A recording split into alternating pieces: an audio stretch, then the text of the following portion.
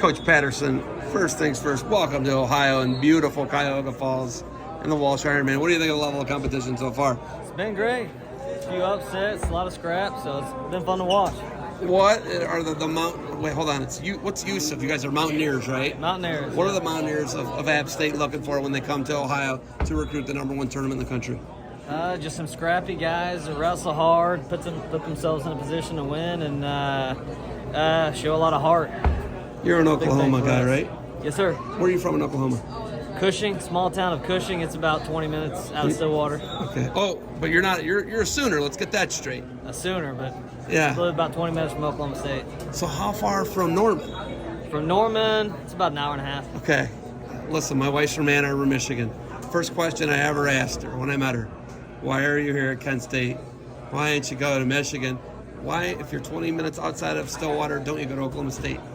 I grew up an Oklahoma State fan. I know. Why didn't you go there? I just went on a recruiting trip to Norman, Oklahoma. Fell in love with the guys on the team, the coaching staff, and that was about it. Decided that's where I wanted to go. Is that a fair question when you meet someone from a college town, they don't go there? And you ask them why they went to the other school, the rival? Well, my wife went to Oklahoma State. Did she? So, yeah. Do you hold it against her? Is there any arguments about it? A little bit. Football games get pretty interesting.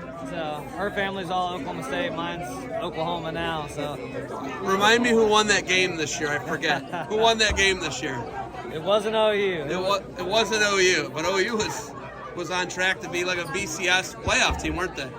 They were on track up till about that game. Now you're a Mountaineer. What's your biggest thing? Last year's your first year. What's your biggest thing about being a D1 coach? Because you were a high school coach, right? How weird was that transition from being a high school coach to then going a D1 college coach? You're an All-American. You get how D1 wrestling works, but was that a weird transition for you? In a couple ways it was. In all honesty, it probably helped me teach technique. Teaching technique to a high school kid makes it easier to break down to about anybody. If you can break it down to a high school kid, you can break it down to a college kid. But no, I enjoy coaching in college. I think the biggest thing that I missed from when I was coaching in high school was, breaking down high-level technique to kids, and you really don't do as much of that at the high school level as what you do at the college level. So I've really enjoyed that part, and then the recruiting, the coaching, everything. It's been good. App State's been good. I've enjoyed my time there with Coach Bentley, and look to grow the program. Big move from Oklahoma to Boone, North Carolina. Was that a little culture shock for you to be up on the mountain? It was. The people there are real similar. Obviously, the scenic view of the mountains is a lot different than the flatlands of Oklahoma, but people there are real similar. Just southern, down to earth people. Nobody's in a hurry to get anywhere. Slower pace of life that you're used to. For sure. Okay, true or false? You're one of Logan Stieber's college losses. True or false? That one's true. Was it one or two times you beat him? Just one. Was it at Vegas? At Vegas. It was his the year. Well, he redshirted after that year, but that was his true freshman year starting out. Was that a sophomore placement match? I forget what that was. It just like a quarterfinal? What was it? Quarterfinals or semifinals. At Cliff Keen, right? Yeah. And a lot of people forget about that because he redshirted that year. He hurt his hand, I believe. Yeah. In the match versus you, he hurt his hand. I don't know if it was that match or the next match after that, but okay. He did hurt it in that tournament and then medical redshirted. Did you ever let Ian know that you had a win over Logan Stieber? Because I'm going to tell you right now, I saw Logan Stieber commit no less than probably 500 felonies against Ian growing up. Did you ever let Ian know that? I didn't, but Logan, he actually tech-followed me in the finals of Nationals whenever we were little.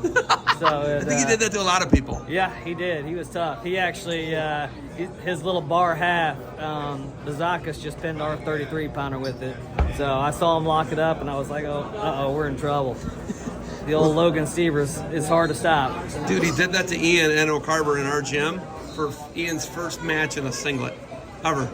So he got christened into the sport of wrestling by Logan Stieber, who you do have a win over. How many times did you wrestle him, like, through the whole thing? Just the two times? Just you wrestled him twice, and he tech-balled you, and you beat him. Yeah. That was it? Yeah, that was it. Those are good. I don't mind those results. They're not bad results. Coach Bentley. Coach Bentley's been there. He's got a lot of experience at App. What's the biggest thing you think you've learned from Coach Bentley coming in as a guy who's an Oklahoma guy to North Carolina? What have you learned?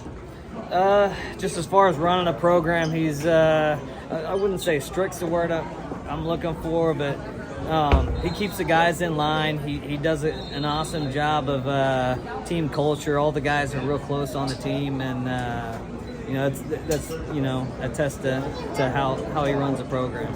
Would you say running a tight ship is a good thing to say? Is that a good way to describe it? That's a good way to describe it. He runs a tight ship. Awesome I've heard job that. of that. Yep. I've heard that. So, all right, Coach Pedersen, do you have anything else for me? No. Coach, go Mountaineers. Good luck and enjoy some top-notch wrestling here at the Walsh Ironman. Thank you. I appreciate it.